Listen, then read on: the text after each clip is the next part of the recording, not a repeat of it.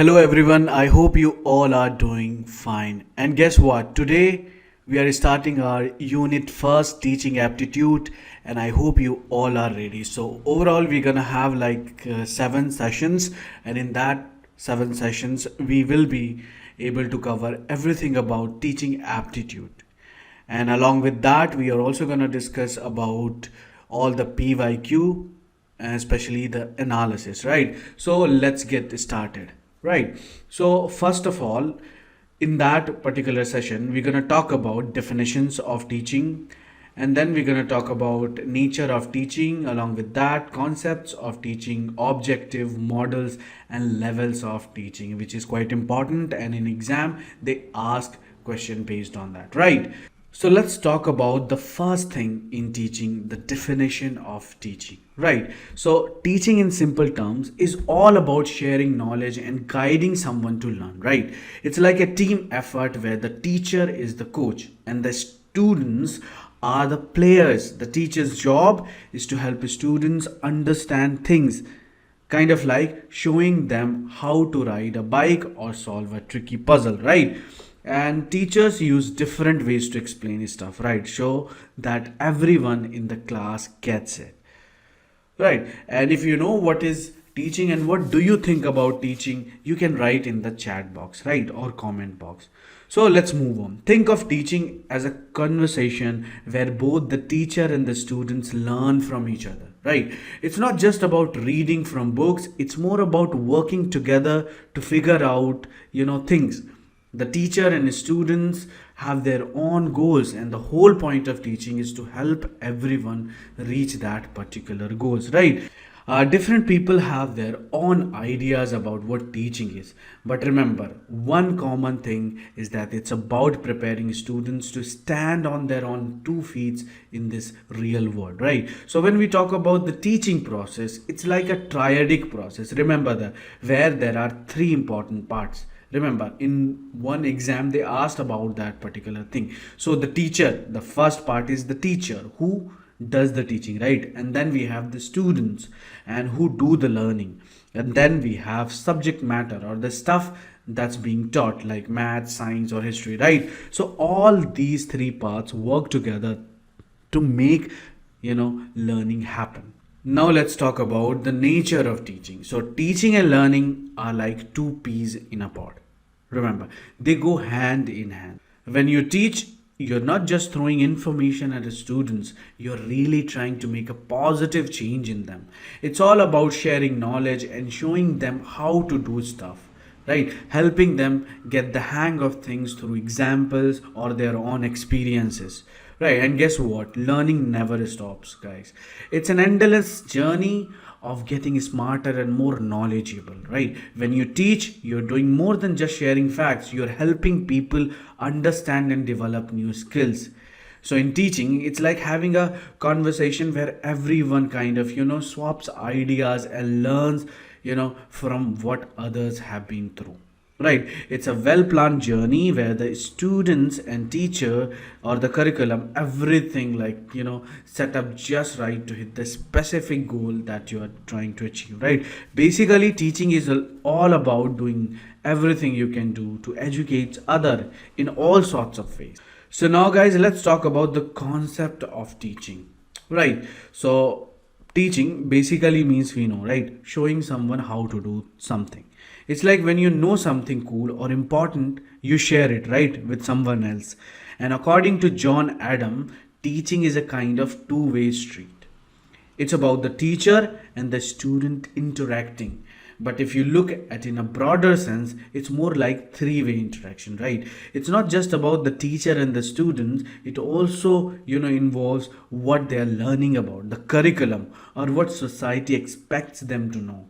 So it's like this trio of the teacher, student and the subject all working together. So remember, the teaching is triadic process which has the role of teacher, student and also the subject. Right, now let's talk about the objectives of teaching. So teaching is a lot more than just passing on information from textbook, right? It's about shaping how our students see the world and guiding them in how they interact with it. when we are in the classroom, it's not just about dumping a bunch of facts and figures, you know, about something on them. We are actually there to spark a deeper understanding, to make learning exciting and meaningful. For instance, think about a history lesson. It's not just about memorizing dates and events, it's about helping students connect with the past, understand the present, and imagine the future. So, when they learn about historical figures, we encourage them to think about what they would have done in their shoes, right? And helping them, develop empathy and critical thinking skills. That is very important in teaching, right? So, it's not just about academic either, right? We play a big role in shaping their behavior and attitude. It's like when we organize group project, right? We're teaching them teamwork, responsibility, and how to respect different ideas. So these are skills they'll need like way beyond the classroom walls in almost every aspects of their life. And another big part of teaching is nurturing their curiosity and helping them, find their passions. Imagine a science class where students gets to do the experiment, not just read about them. So this kind of hands-on experience can ignite a lifelong love for science in a way that a textbook alone could never, right? And we also focus a lot on helping students from their own beliefs and opinions.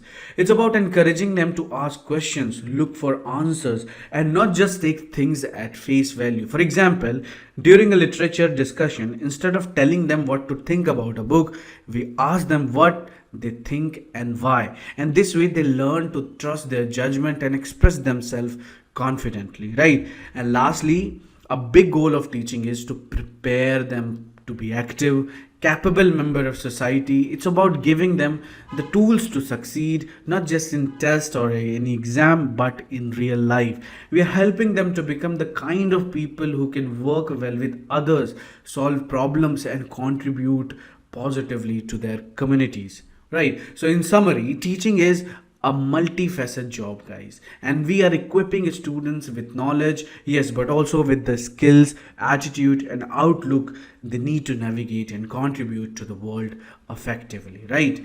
And it's a bigger responsibility but also a hugely rewarding one, right? So that was all about the objective of teaching, and let's quickly move to another important concept, and the topic in our unit is models of teaching. Quite important that you should pay attention a little bit more, and who knows, they might ask question in that particular topic, right? So models of teaching. So when we talk about models of teaching, it's like figuring out the best way to set up a classroom so that the students really get into learning and change the way they think or act, right?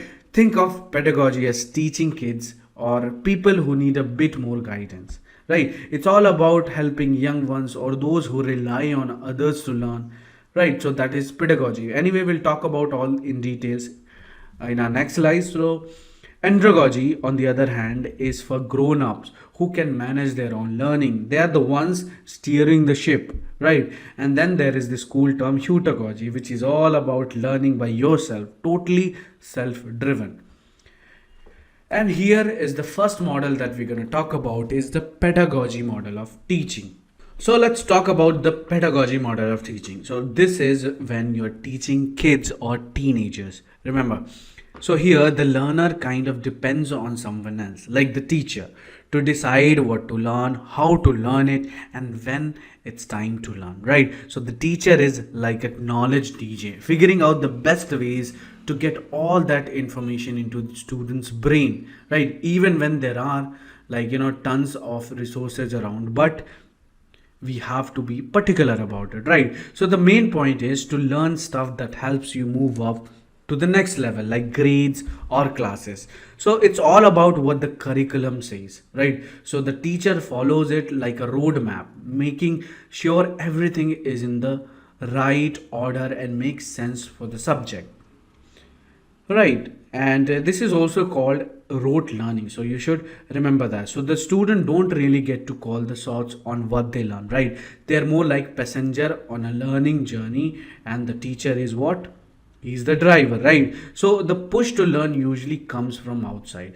Think of parents, teachers, or just trying to outdo your classmates. So the teacher is a kind of boss of designing how learning happens and picking out the material, since they are the ones who know the most, right?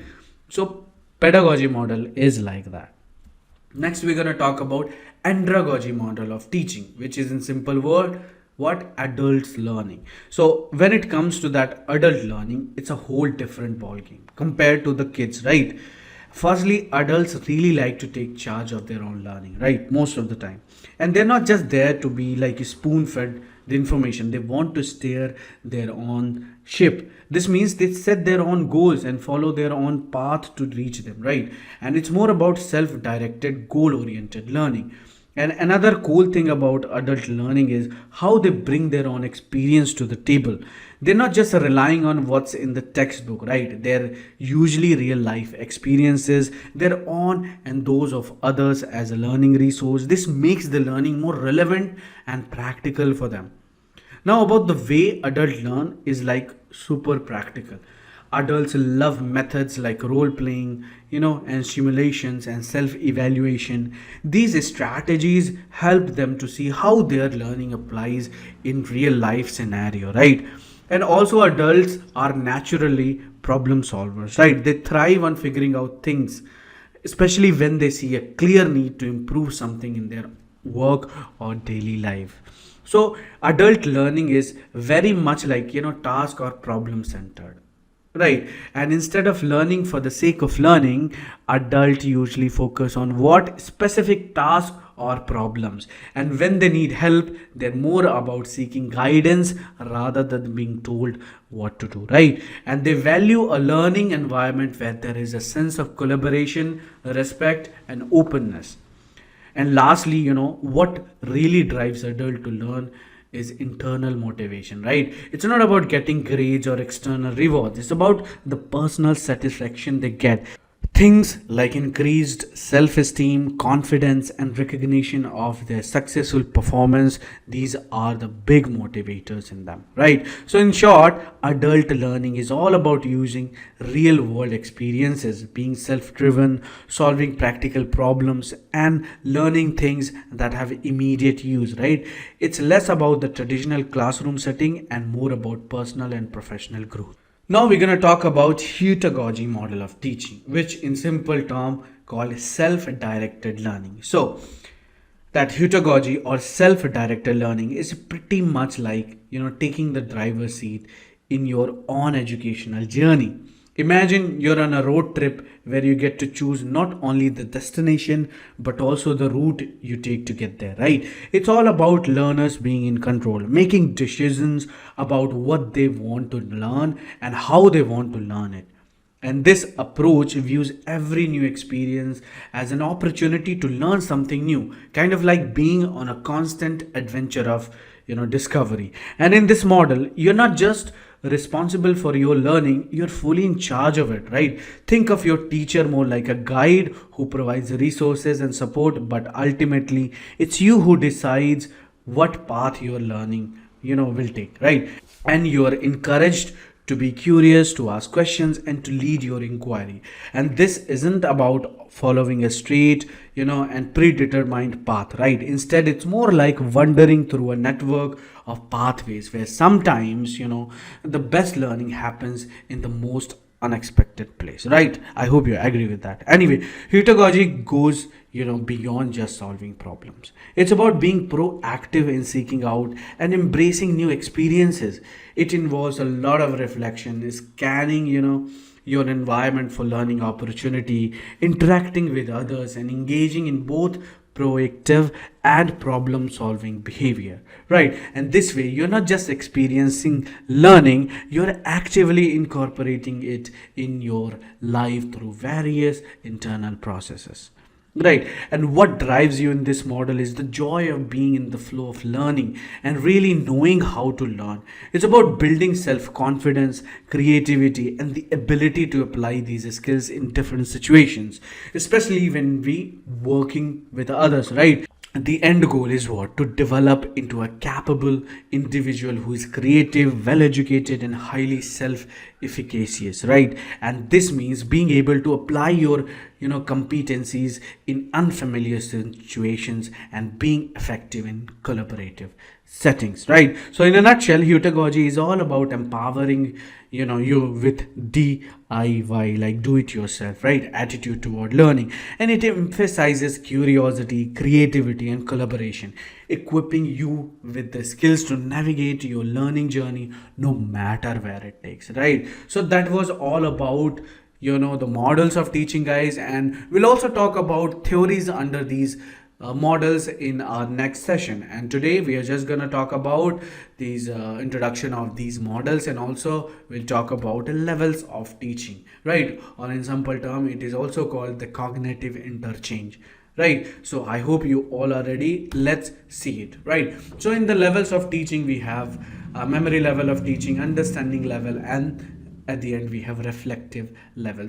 So it's the same like a memory level for pedagogy, and understanding level for Andragogy, and then Heutagogy is for the reflective level. So through that you can understand also, right?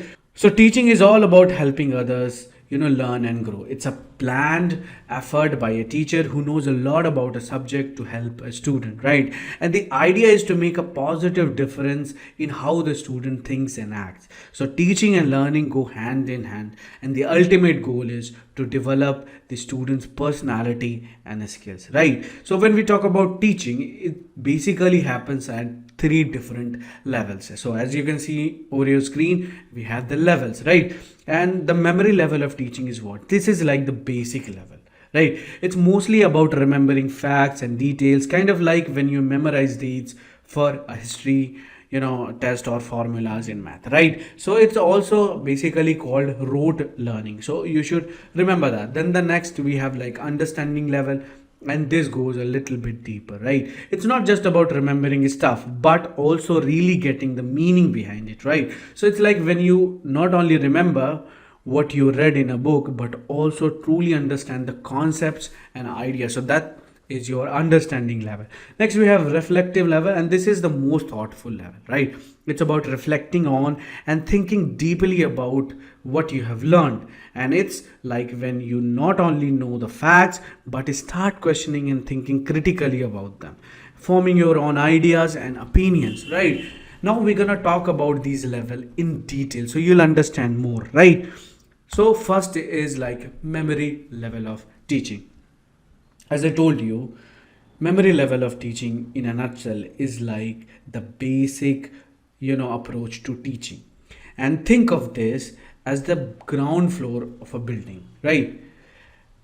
But pretty straightforward. At this level, students are basically like sponges, right? They soak up facts, formulas, and information without really diving deep into them, right? It's all about memorizing stuff, kind of like how you might memorize a phone number or a shopping list, right? So in 1967, Bigge pointed out that this is the simplest form of teaching, where thinking critically or understanding deeply isn't the main focus, right? So memory level in simple word is called rote level, right? So remember that term also, because in previously they have asked a question based on that. They asked about the rote learning, so that particular term comes in memory levels of teaching, so you should remember that, right? Now let's talk about why this level of teaching might be useful, right? Especially for younger kids. Imagine a young child learning the alphabet or multiplication table. Their brains are just getting kind of warmed up. They are great at memorizing stuff. This is where memory level teaching shines, right? It lays the foundation, just like the learning to crawl before you walk. And the teacher is the captain of the ship here, deciding what's important and laying it out in a way that's easy to digest, right? But of course there are some drawbacks here also. Think about times when you have crammed a test by memorizing pages or pages of information. That already happened to all of us, right? When we were in school and we memorized the fact, a lot of things for the sake of exam, right? and you might pass the exam, right? But how much of that information sticks around? Often not much, right? You forget about it. And that's the problem with relying completely on memory level teaching. It's kind of like having a phone filled with contacts you never call, right? So the information is there, but it's not really being used in a meaningful ways. So students at this level often miss out on the fun part of learning, exploring, kind of, asking questions and connecting dots. It's more about following a rule and sticking to the script, right? And there is not much room for creativity or thinking outside the box, right? It's like following a recipe to the letter every time you cook, right, without ever experimenting with new flavors or ingredients. So in the grand scheme of things, memory level teaching is just the first step. It's essential, but it's not the whole story. As the students grow, they need to climb to the higher floors, right? So where they can analyze questions and apply what they have learned in real life situation. That's where the true magic of learning happens. Next, we have understanding level. So understanding is all about really getting, the idea or the concept of something. It's not just about knowing facts, but about seeing the big pictures and how things fit together. Right. Think of it like putting together a jigsaw puzzle. Understanding is when you see how each pieces connects to create the whole image, right? So in education and psychology, understanding is a step up from just memorizing stuff, right? It's where you're not just remembering facts, but also get how they are related and why they matter. It's like learning to cook. You don't just memorize the recipes, right? You understand why certain ingredients go well together and how different cooking methods affects the dish, right? So understanding level, this teaching is definitely more engaging and deep than just learning things by heart, right? Like in memory level. It's like a teacher not just telling you that 2 plus 2 equals to 4, but also showing how and why that's the case. They help you the connection between principles and facts. This kind of teaching pushes a student to think beyond just remembering things. For example, in a history class, instead of just memorizing dates of events, you'd learn why those events happen and how they influence the world. So now let's talk about the merits of understanding level, right? So it encourages students to think independently and form a solid base of more reflective and analytical thinking, right? It's like learning to drive. You don't just memorize the road rules, right? You understand how to apply them in different driving situations. So the teacher lays out the subject matter in a structured way, building new knowledge on what you already know. It's not about just like remembering facts for a test. It's about understanding the material in a way that you can use and apply in different contexts. However, it's not perfect. We have demerits or drawbacks of this learning also, right? So this method is more about the subject than the interaction between students and teachers, right? It's like a lecturer who delivers great content but doesn't really engage with the audience for questions or discussion, right? It focuses a lot on mastering the subject, sometimes missing out on the more interactive and collaborative aspects of learning. In a nutshell, understanding level teaching is about seeing the forest, not just the trees. It's about connecting dots and applying what you learn in real life, not just storing information in your brain for a test, right? It's a deeper, more meaningful way of learning, though it could use a bit more interaction and student engagement also. But anyway, next we're going to talk about the reflective level of teaching, right? And this is the highest level of teaching and or learning. Reflective level teaching is like the taking a kind of deep dive into the ocean of knowledge. It's more than just learning facts or understanding concepts. It's about really, thinking things through, often for a long time. Imagine you're pondering over a tricky puzzle, turning it over in your mind, trying to see it from all angles. That's what reflective teaching is like, right? To get to this stage, students first need to go through the basics, right? Memorizing facts and grasping the concepts. But once they are at the reflective level, they are ready to tackle real world problem. Think of a student who's not just memorizing a formula, but applying it to figure out how much paint they need for their bedroom, right? And that's a reflective learning in action.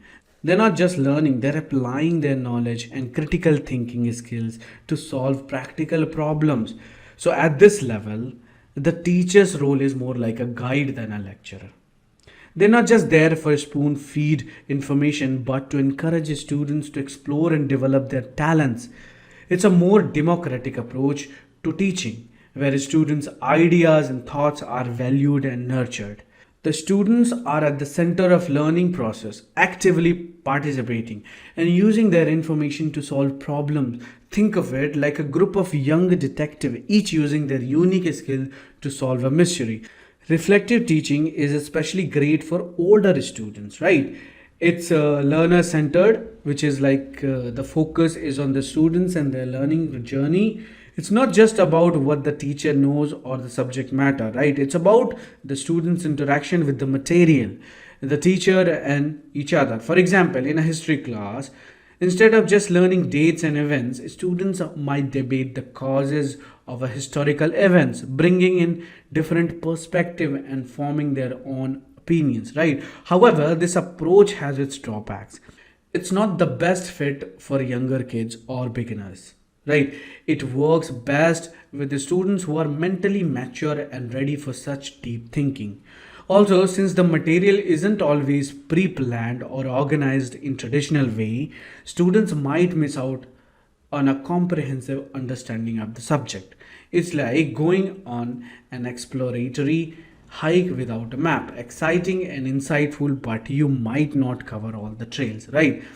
And in a summary, reflective level teaching is all about engaging deeply with the material, using critical thinking, and applying knowledge to real life situation. It's a dynamic student centered approach that fosters creativity and independent thinking, though it's more suited to older, more mature learner, right?